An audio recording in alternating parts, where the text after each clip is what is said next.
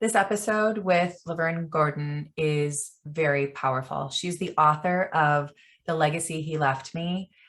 And today she went into our first of two-part series on the domestic violence that she survived and then triumphed over. We wanted to make sure that you are aware before listening that there are many, many details in this story that are completely astounding, stressful, but so vulnerable, so raw. And if you are experiencing or know of someone experiencing domestic violence and you want to reach out, please reach out to the National Domestic Violence Hotline.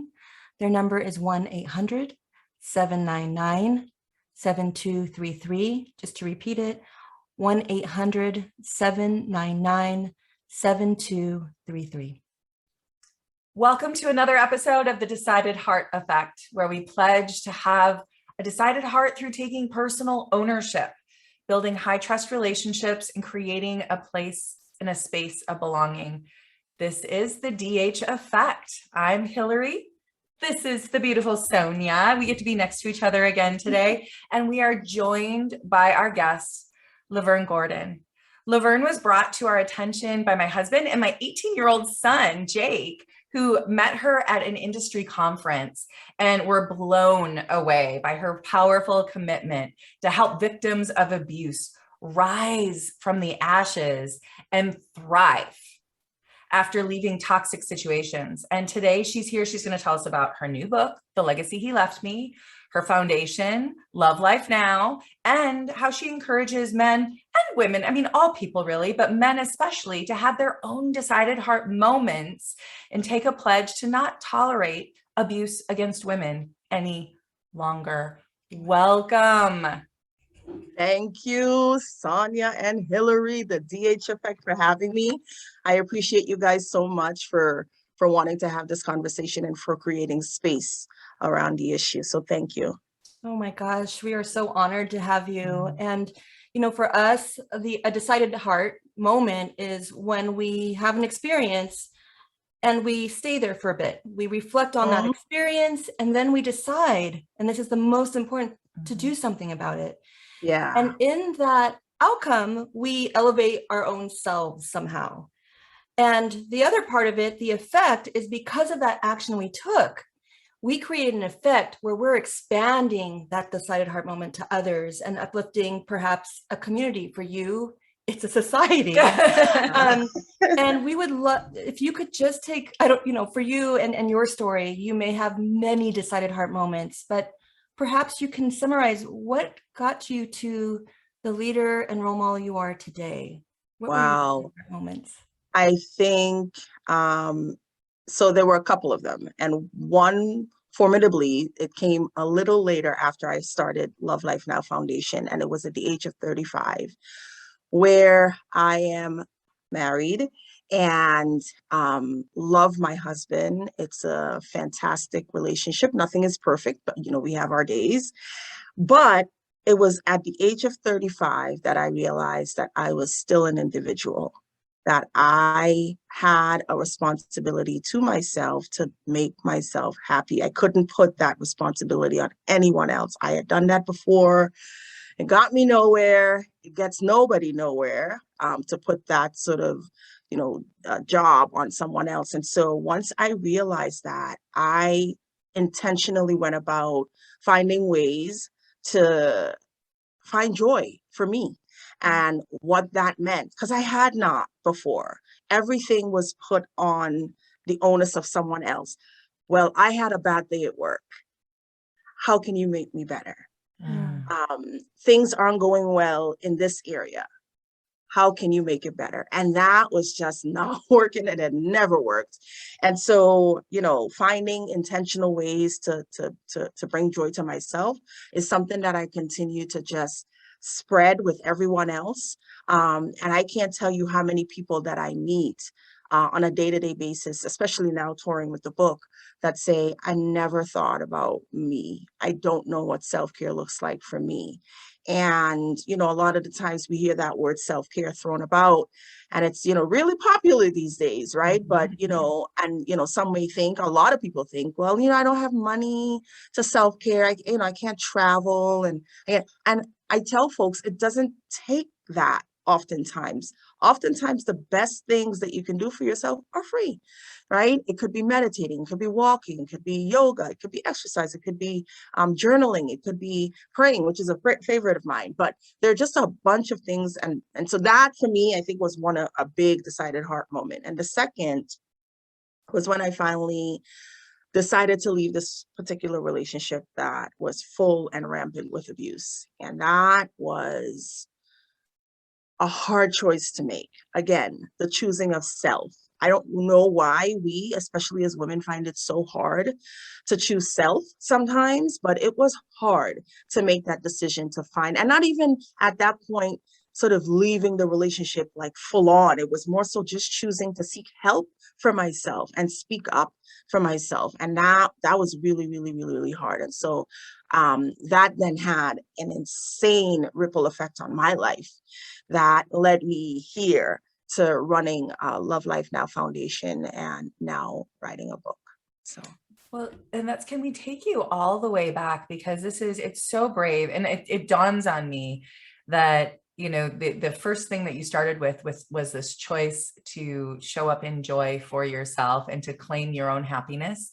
And it's interesting because we often talk about that as being, you know, are you a victim or a hero? And when we are passive in our lives, we are victims, but yet you really witnessed and then were a part of abusive situation as well. And you've broken this cycle of abuse. Can you take us all the way back to sort of this, and also for our listeners who may not, what's the cycle of abuse thing that she's talking about? All the way back to your childhood in Trinidad and how that sort of, you broke this cycle. And then, so another hard thing, right? So I was born in Trinidad and lived there for 15 years of my life. And when I knew myself, right around 6, 7, 8 years old, one of my first earliest memories is our father brutally abusing our mother. And I was one of 5 siblings, the middle child. And by the time I came around, I had 2 older siblings that were about 7 years apart from me. They were 2 years apart from each other. So I come 6, 7, 8 years old, watching them get the brunt of the child abuse, where our father would, you know, discipline them in very brutal ways, not even to the extent of what my mother endured, but bad, just enough. And I watched that and I kept saying, like, why are they, like, each of them, why are you doing things to make him this mad, to do this to you? And so I wanted not to be on the receiving end on any of it, right? And so I decided very early on that I would do the things that I heard him telling the older ones to do. So go to school, you know, get good grades. If you're a girl, don't come home pregnant. I didn't know what that meant, but, you know, I'm going to do it, you know, whatever that means. I'm going to get the chores right. I'm going to do extra good at the chores. I'm going to just be good.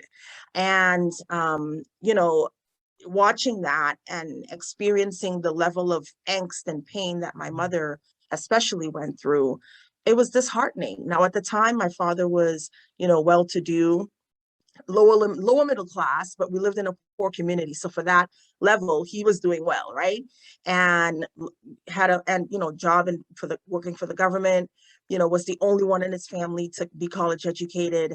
And, you know, for all intent purposes, had it made. But here he was being this monster behind closed doors and in public.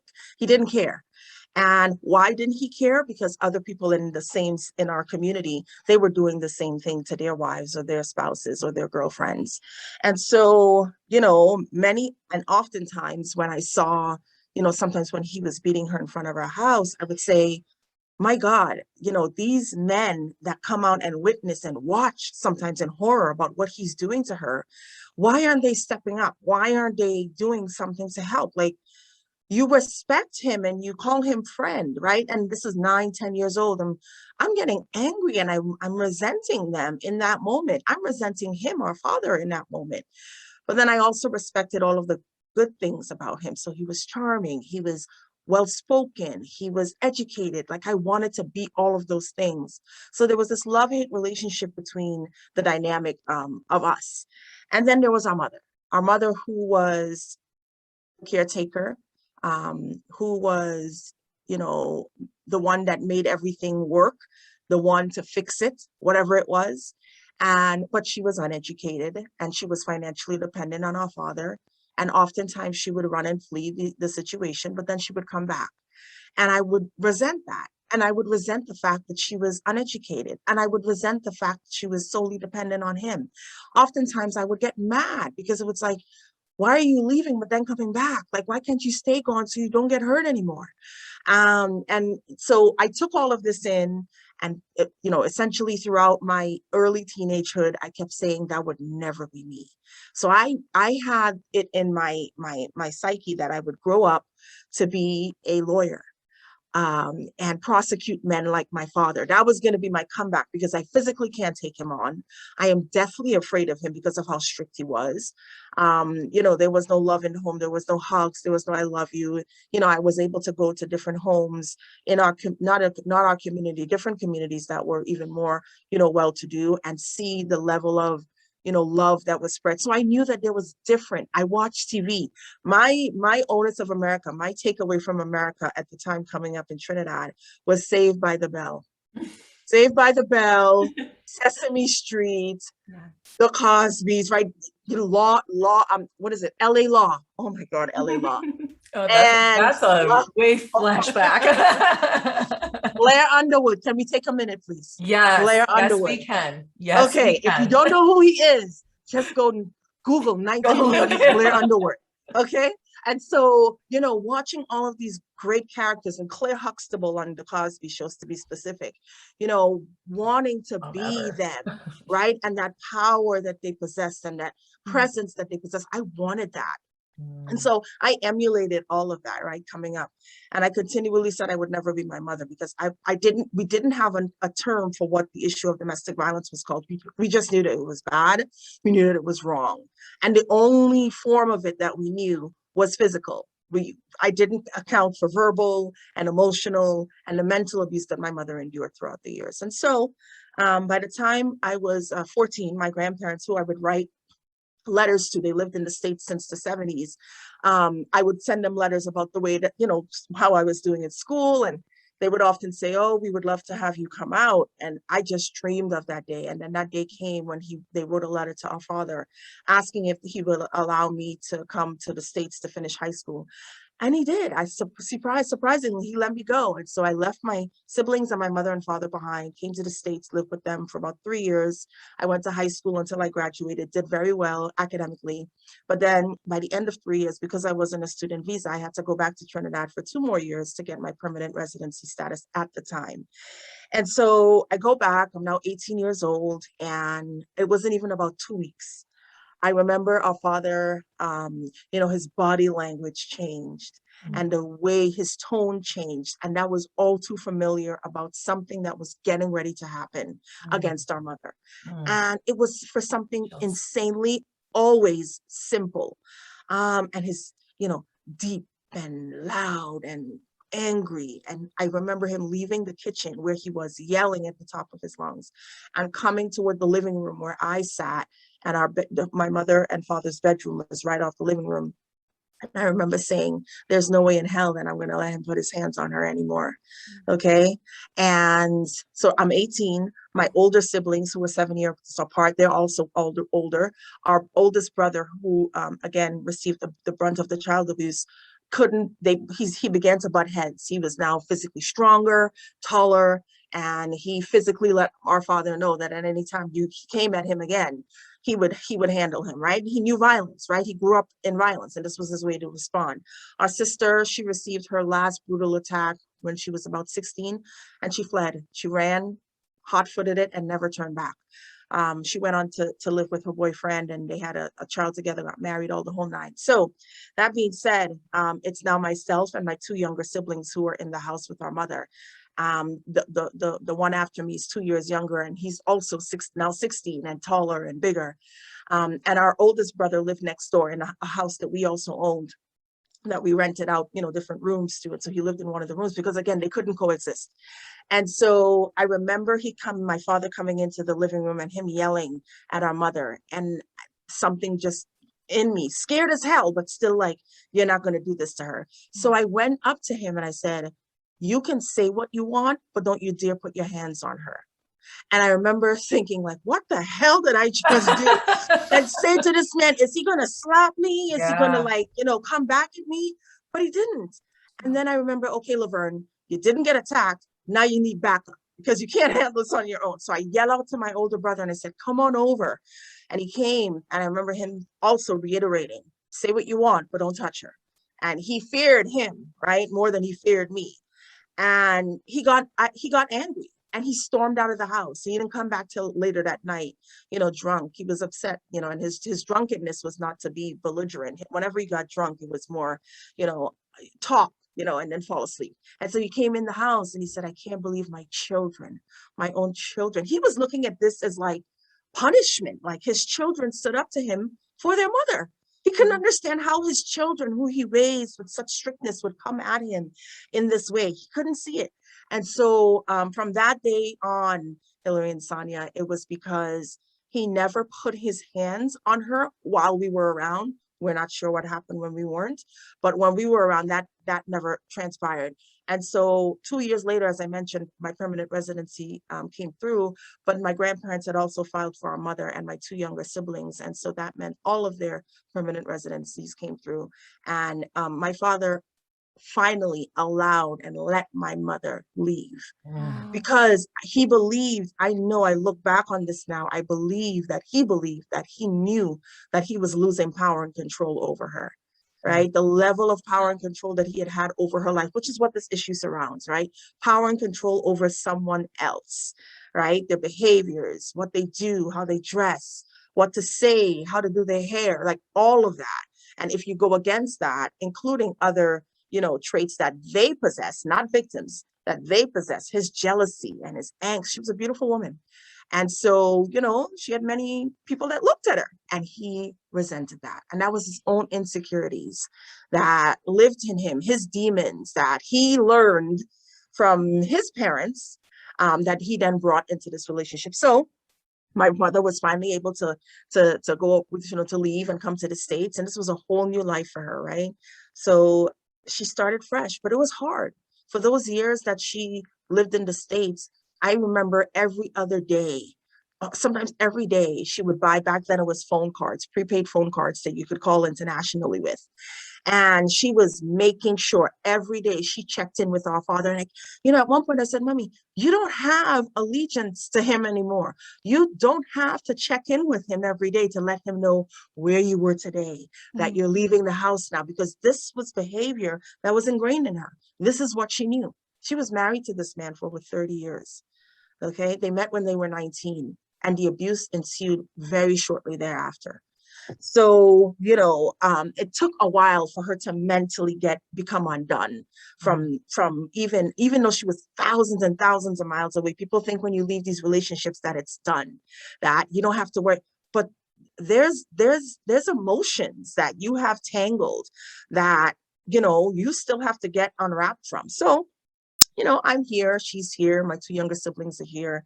And I started going to Suffolk University, which is a college here in Boston, at nights for advertising and marketing. I decided to not go for a law degree. I was 2 years now behind my peers because I'm 21.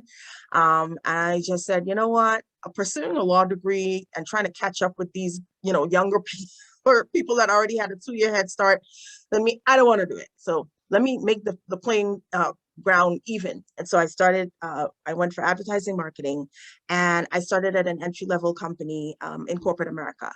And I thought I had it all together. I'm working at my job, junior secretary at this company.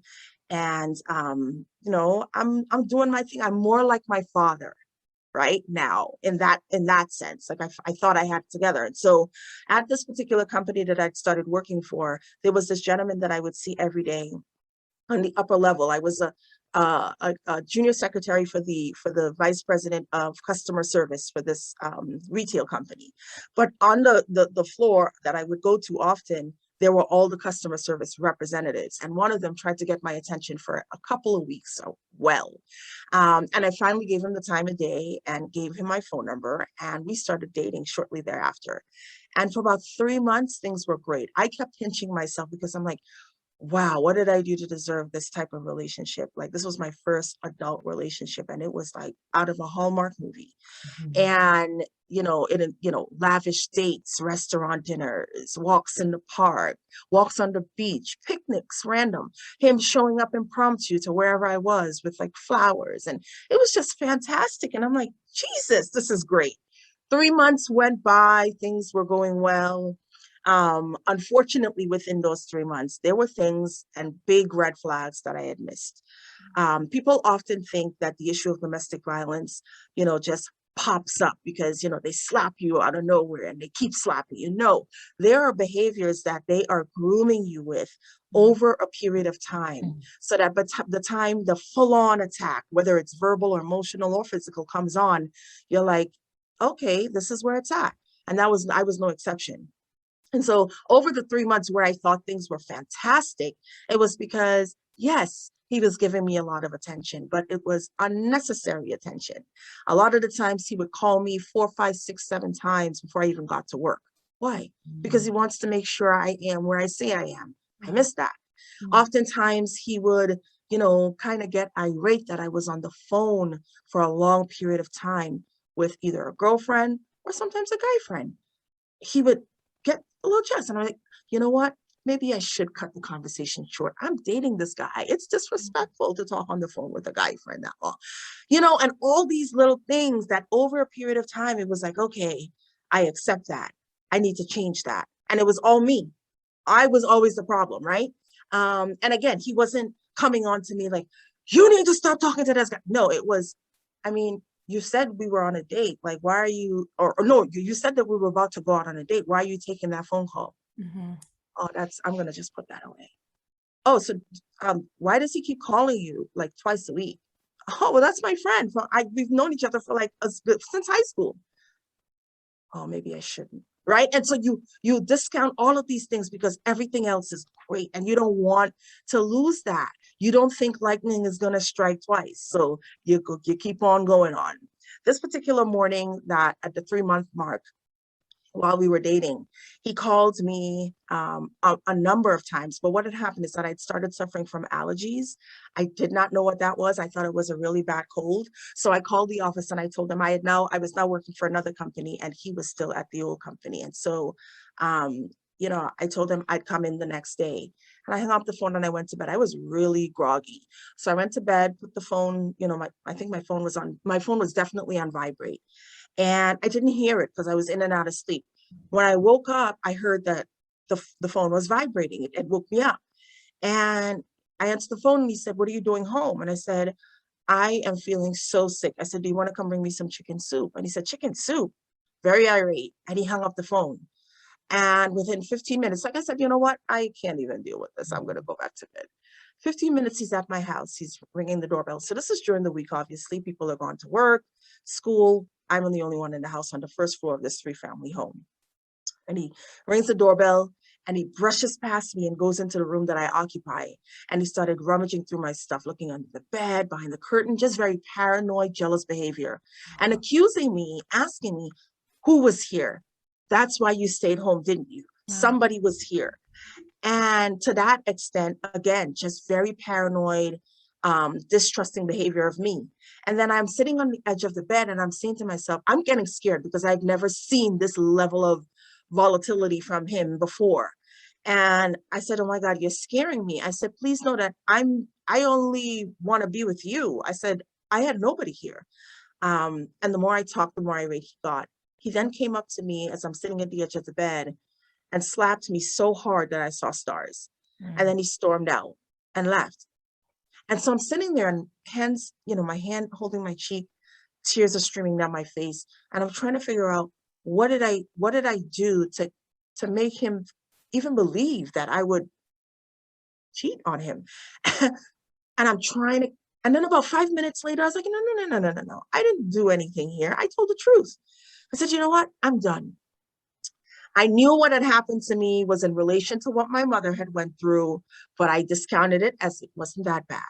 And you know what? I'm going to take control of the situation because I'm going to be done with him. Nobody's going to treat me like that ever again.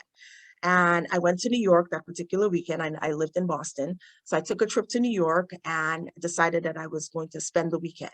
So I rented a motel. I went, I shopped, I got my hair done and more shopped and ate and had a really good time. I was really trying to get him out of my system because 3 months of really, what I thought was great that then ended in this big thing. It was hard to not to say, well, I never want to see him again. I was really trying to really dissect what had happened, know that to myself that I wasn't going to go back, but then also, get him out of my system. I came back that Sunday night and my younger brother, who's 2 years apart from me, met me at the door and he said, "You're pretty popular around here." I said, "Why?" He said, "Such and such has been looking for you." And he said, "He left something for you." And I went into the bedroom and it was 2 dozen purple roses, my favorite color. Didn't know that it was the awareness color for domestic violence at the time, but I was wooed by the level of thought that he had put into this, apology. And, because with these flowers were a card that read, "I'm sorry, I miss you, I love you, call me." And then I turned on my phone. I had a prepaid cell phone at the time, and those those plans back then, I always joke about this because the plans back then, we know nights and weekends were free. And after 7, right? Yep. So I had turned off my phone not to hear from him, but also to save my minutes because I left on a Friday. So when I turned it on, there were all these messages from him. And, he was very apologetic. And I was like, you know what? I'm going to give him a call. I'm going to hear him out. And I called him back. And in that, conversation, I could hear that he was tearful. I could hear that he was sounding like he was sorry. But even in that moment, he then deflected the blame about what happened onto me. He said in part that, and I won't, quote him, but he said in part that, "I love you so much that you make me do these. You made me do that to you." And I took that. I'm 21, right? This man is saying to me, again, I'm the cause of that. And then I started to second guess myself. I said, you know what? Maybe I should have called him that morning. We do talk every morning. Maybe I had a part to play in this for him thinking that I, was home doing something, mischievous. And I took that. I took the guilt and I ran with it. Oftentimes people ask, how do victims get into these types of relationships? And that's how easy it can be, Hilary and Sonia. I mean, when you've lived in that type of environment, and at that point, I didn't even really accredit it to that, right? I wasn't even thinking about that. I think more so it was, again, that building of this behavior and grooming me over a period of 3 months, that at the time when the big thing happened and the apology, the elaborate apology came, it was like, you know what? You are overreacting. It was just a slap. Later down, maybe less than a week later, I said I was questioning myself and saying, what the hell? I accepted that apology, but you know what? It's not that bad. My mom, at least I'm not getting beaten with a machete. At least he's not, breaking beer bottles and using them on me. At least he's not punching me while I'm on the ground, and he apologized and he said he's going to change. And guess what? He will, right? These are the lengths that he went to apologize. That's how easy these relationships can start, and here I was, far removed from who I thought my mother was, weak and uneducated. I was not that. I was on my way to becoming more like my father. And yet here I am in the same situation too. So for the next almost 2 years, the abuse upped. He upped the ante every single time. It moved from being slapped in the face to physical punches about the body, strangulation, choking, yelling. I mean, the most nasty verbal assaults when he got angry. And I kept that. I kept that to myself because I absolutely didn't want anybody to know what was happening to me. There was no way that I was going to be associated with being weak and downtrodden. I kept it from my family. I kept it from my job. I kept it from people at school. until the last night that he attacked me. This particular night, he had come in. I'm now living in a studio apartment, and he came in very irate. And again, that whole demeanor and that tone change, I recognized it in him. And I said, you know what? Here we go again, right? And my only thought was, how long is it going to be this time, right? And what is he going to get? What is he going to blame me for now? And he came in very irate, and he was accusing me once again that, I had spent this almost 2 years of this relationship proving and trying to prove to him how much I love only him, right? Trying to, take all the guilt as much as I can, watching him and hearing him say that he'll change, and that never happening, but hoping that it would. The person that I saw within the first 3 months would show up again. And clearly that was not going to happen, right? I could never help him with his insecurities and his problems. So this particular night he comes in and he's irate, and, I said, oh, here we go. And he starts rummaging through, always looking for a shred of evidence that I'm cheating on him, and never could find it, right? So he comes through these stack of books that had moved with me over the years, and he starts shaking one by Terry McMillan, Waiting to Exhale, that movie with Whitney Houston. And so he shook it, and out popped this picture. And he picked up the picture and he looked at it, and he looked at me, and then he flung the picture at me, and then he stormed off. And he went into the kitchen, and I hear him like rummaging through the drawers. And I picked up the picture and I looked at it, and I died inside, because it was a picture of me and my then ex-boyfriend in Trinidad, sitting on the beach, hugged up on the sand, looking very happy. And I knew what his mindset would be in terms of that. I tried to explain to him as he's in the kitchen rummaging through drawers that it was an old picture, that it had moved with me, that it meant nothing. He came back in the room for the first time with a weapon, with a knife. And he said to me, you've been playing me this entire time, haven't you? He said, what have you been having phone sex with this guy? And just nasty accusations. Again, the more I tried to appease him, the more irate he got. And he said, I'm going to slit your throat, and nobody's going to find you. And I believed him. At that point, I am isolated from family and friends. And then, my job, I go to work, yeah, but how long are they going to take before they realize I am not coming to work, right? First day, no show, call me, right? These are the things that are running through my head. And so I had a daybed in the bedroom, and he straddled me on the daybed with the knife, and he started pressing the knife up against my throat, with the other hand pinning my shoulder down. And he starts yelling, and then he put down the knife, and then he slapped me, and then he started strangling me, and then he spat in my face, and then he strangled me again, and I passed out. And I came through at one point, and he's punching me about the body.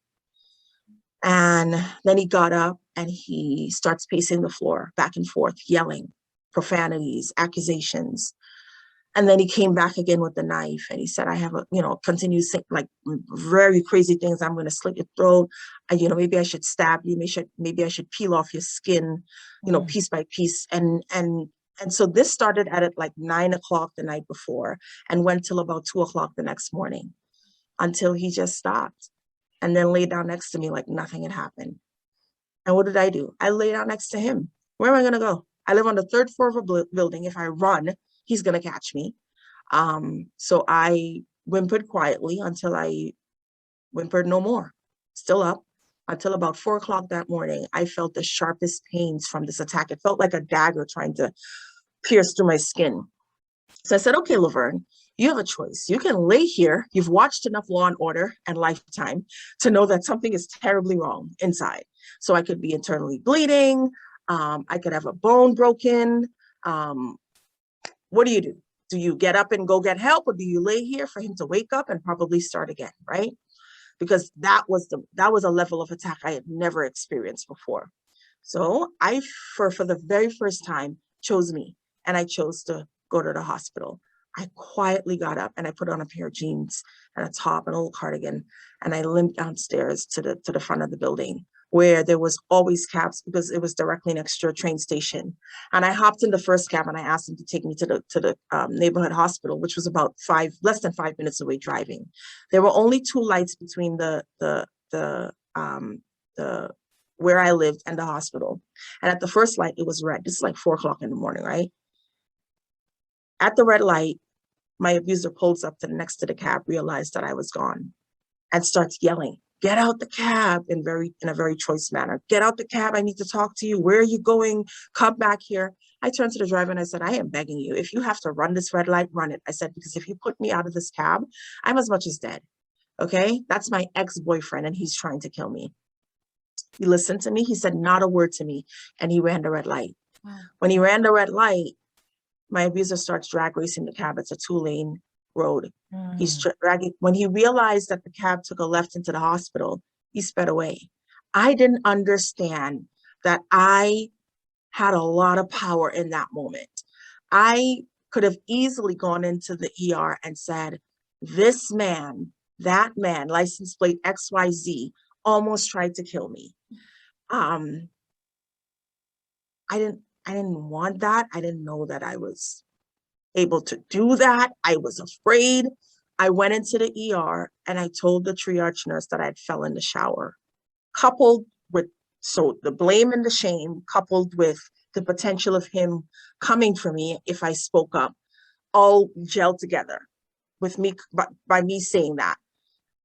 They did x-rays. I told them that I hurt here and I hurt there. And when the ER doctor came into the room, the first thing out of his mouth was, "Who did this to you?" Wow. He said, "These injuries aren't consistent with you falling in the shower. So who did this to you? I can get you help." Wait a minute. Help? What does that even mean? It means so much to victims when you present these things in these moments at that point, because you are deathly afraid, as I said, of the unknown. You don't know if he's going to kill you, follow through on the threats. You don't know if your people are going to find out and what they're going to say about you. You don't know. For me, it was all of that. So I was afraid that the police were going to get involved and they would come to my building. I lived amongst other professionals. I don't want people seeing that I'm going through this drama, right? I don't want my job finding out why potentially I was sometimes, not potentially, but sometimes he would show up at the job, and instead of going to lunch, he would accost me for what I was wearing. So the dress was too short, my hair was different. "Who are you trying to pick up in the office?" He strangled me sometimes, yell at me, and I'd go back upstairs to the bathroom, clean myself up, and have to go back to my desk like nothing had happened. And I was too afraid of them finding out. I was afraid of losing my job because I was afraid that they would say that you're bringing drama to the job, right? As a Black woman, I was one of only 2 of them in the office, and many men and one other woman, right? Who was my boss, who owned the company. And I just didn't think that they would understand, right? And I kept it. I kept that. I was afraid that my school, my professors were going to potentially find out why I was on my way to flunking my first year of college. Okay. There were many group assignments that I would have to be a part of.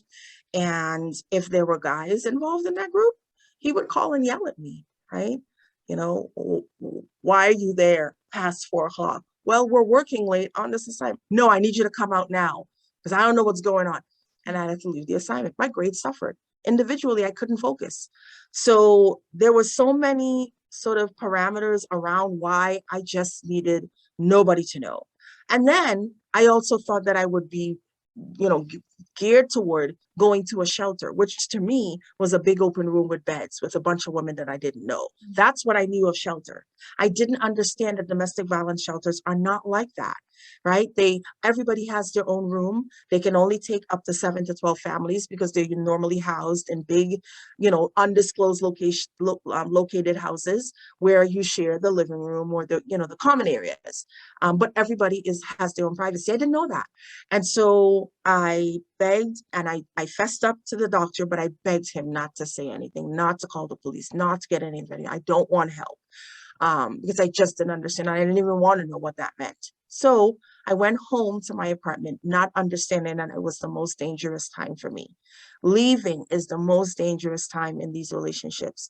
Oftentimes, when you hear that she was getting ready to leave and take the kids and he killed her, she was getting ready to leave and take the kids and he killed her and the kids. She was getting ready to leave and he killed himself and her. right? There are all these scenarios that play out in the news, or you read in a newspaper story, you know, and oftentimes, sometimes you hear, right, there's a specific show for it. He was getting ready to leave and she snapped, right? Because this goes both ways. Unfortunately, 90% of the time, men are the perpetrators. But this happens to men too, 1 in every 7. And so, you know, I went home thinking that it was done. And for 2 weeks, again, getting out of my system, I also thought that I was done, but I still loved him. I just wanted the abuse to stop. And not understanding that I didn't have, he would believe that me leaving was a threat to him. So he called up 2 weeks later, like nothing had happened, and said that he was coming over. I said, no, no, no, no, no. I said, we are through. What do you mean? I said, I had my locks changed. You almost killed me 2 weeks ago. He said, man, you know, you looked for some of that. Again, deflecting blame onto me. Okay. That reiterated to me in that moment that I needed to stay gone. Right. And again, he became very irate over the phone, and he said, I'm not hearing that. Right. Because how dare you try to leave me? I'm going to show you. Right.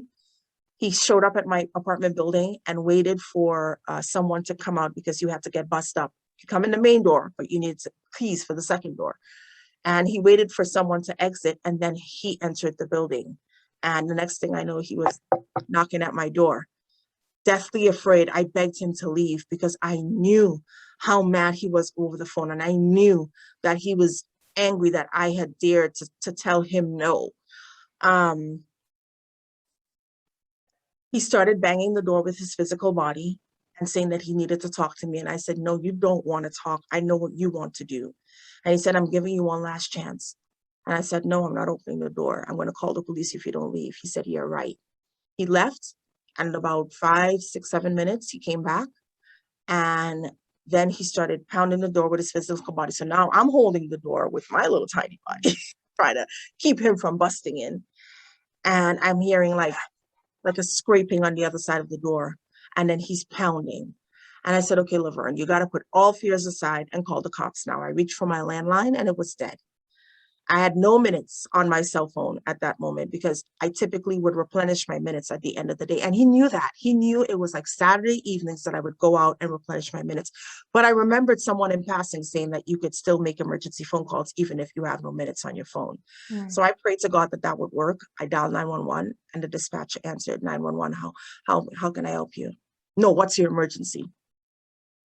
And I said, somebody, still not giving him up. Somebody's trying to break into my apartment. And she continued to ask me questions, you know, where do I live? You know, do I have any clue who this person is? And the entire time he's still banging and scraping. When he heard that I was talking continuously, he said in the very early part, you're bluffing. And he continued to scrape. But then when he realized that I continued to give information, he realized that I really was talking to someone, and he fled. The next knock I heard on my door was, Boston police, open up. When I opened the door, they said that, I said, I was trying to call you guys from my landline, but my landline became dead. And they said, where's your phone lines? I said, it's in the basement of the building. They came back and they said that he had cut the phone lines in the basement, and he was using something like a crowbar to get in between the locks, because there were wood shavings at the bottom of the floor from where he was trying to get through. And so he had all intent purposes of getting into that apartment to do me harm. And I narrowly escaped. So now he knew that he physically couldn't come to me because I would call someone, right? But he waited about another week, right? And these periods that he was waiting, it was because he was waiting to see if I had given him up. Was any heat coming at his door? Was the police coming knocking at his door? Was the brothers going to show up? Wow. None of that ever happened. So he would give it time and then come back again. And so by the third set of time that he came at me, it was because he began to stalk me. He knew he couldn't physically come to me. So he was leaving derogatory notes on my car. He would show up at places where he knew that I was going to be at and just stare. And that's when a girlfriend of mine said, who lived in the area that I also lived and trusted her to some degree. She didn't know the extent, but she said, girl, you need a restraining order. I'm 23 years old. And as you can imagine, walking into a courthouse for the first time to file a restraining order, that whole process in itself was daunting. But it kept him away. It finally kept him away. I had got a year restraining order and he stayed away, but many victims do not get that chance, right? Oftentimes, again, she was getting ready to leave and, she was filing a restraining order. She was ready to file divorce. And we often hear the stories, but it's because these things aren't just popping up on your news screen or in the newspaper, for something that you read for 2 to 3 minutes or hear. These are things that are brewing behind closed doors for many, many months, many weeks. To say, oftentimes when you hear the neighbors in these stories, they say, I never knew that this was happening. He was such a nice man. And so these things, you're missing the facts because you want to. Domestic violence is everybody's business, and we have a responsibility to learn about what the red flags are so you can note those, not just in your own relationships, but outside of your day-to-day relationships as well. And so I say all that to say I escaped narrowly for the next 10 years. I took time to regroup, find myself again, and just get back to the business of me. But it wasn't until 2010 that some girlfriends of mine had dared me to take part in a beauty pageant locally. And I said, no way am I doing that. It's walking in heels and dresses. And I know, granted, I like dresses. I just wasn't into the whole pageant thing, right? And they said, what are you afraid of falling on the stage? You're too chicken. I said, don't dare me. I took the dare. I took part in the pageant. I ended up winning the thing, not even taking it seriously, right? And then I had to go on to the nationals in LA to take part in those, in that leg of the competition as well. So now I'm taking it a little bit more seriously. I end up winning again. And so I have these 2 back-to-back titles that I have to pick a platform for. And domestic violence was an easy choice given my history with the issue. I began to learn more about it. I wanted to volunteer at a shelter. But that meant I had to take a domestic violence 101 course. And I said to myself initially, what the hell can they teach me about this issue? Like, I lived this, right? I was a child witness to it. I was a young adult in this thing. There's no way. I go into this course and I swear to you, I was blown away. I didn't know the different types of abuse that existed. I didn't know it affected LGBTQ, men, give various terms that you had never heard about before: gaslighting, emotional abuse. It just blew me away, and that fire was lit right there. After that course, I said, I'm going to do everything that I can and put on initiatives in my community to get people in the know. I didn't know, resources that existed. And so for the year, I put on all these initiatives like the Heal-a-thon, like the White Ribbon Night Gala. That was just, a community White Ribbon Day at the time. And once the year was up, I really wanted to continue this work. I knew I wasn't a pageant girl, but I really wanted to continue the work that I had started. And that's where Love Life Now Foundation was formed. So here we are 10 years later in November. And I'm just so excited to still be, to be privileged, not only to have a voice, but to be doing this work. And So powerful. it being cathartic. Yeah. Yeah. So powerful. I think, Laverne, it's, first of all, thank you. Thank you so much for showing us what vulnerability is, your most vulnerable times. And it's so hard for us to imagine when you say the years 18 to 23. I mean, all of this in that short span. Seriously. So we think that there needs to be a part 2. Yeah, there's so much triumph yet to be for our listeners to hear, right? Right. And so if you don't mind, we would love to schedule a part 2 because we want just as much time. I'm so shaky in my voice. I know. It's just, I want to come and hug her because she's been through so much, and I'm like cheering for you. Yeah, because we know the part 2. Right. No, I was going to say, and we want to make sure, like, I'm going to have her hold it so it doesn't. Yeah, but the legacy he left me, such a powerful book, and more of this story. And again, we'll unfold the triumph in our next episode. With Laverne. But it is so powerful, and I find myself thinking, first of all, again, the courage, but I also, hopefully you've heard it enough times, but you did not deserve any of that. Absolutely you did not deserve any of that, and I am so glad that you were able to get to a point where you could choose you.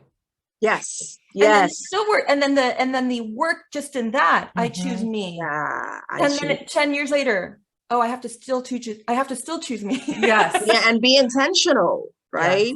Yeah. Definitely looking forward to part two. I think, you know, a lot of the times people get to the other side and say, oh, okay, I've made it. And I'm just going to hold on to that. I'm just going to hold on to what happened to me. And I will leave this here is that, you know, what happened to you doesn't belong to you. You need to give it back. And that's part two, right? Thank you so much. So, I mean, everyone, Thank you. please stay tuned for our part two episode with Lovern Gordon. We are going to talk about the amazing work that she has done. Once she had these decided heart moments, stay tuned, everyone. Part two with Laverne Gordon. You got to subscribe to our YouTube channel to make sure that you know when that part two is coming. Laverne, we are going to have all of the links included on how to reach out to you. However, we're challenging our audience to know the work that you do. You have to stay tuned for part two.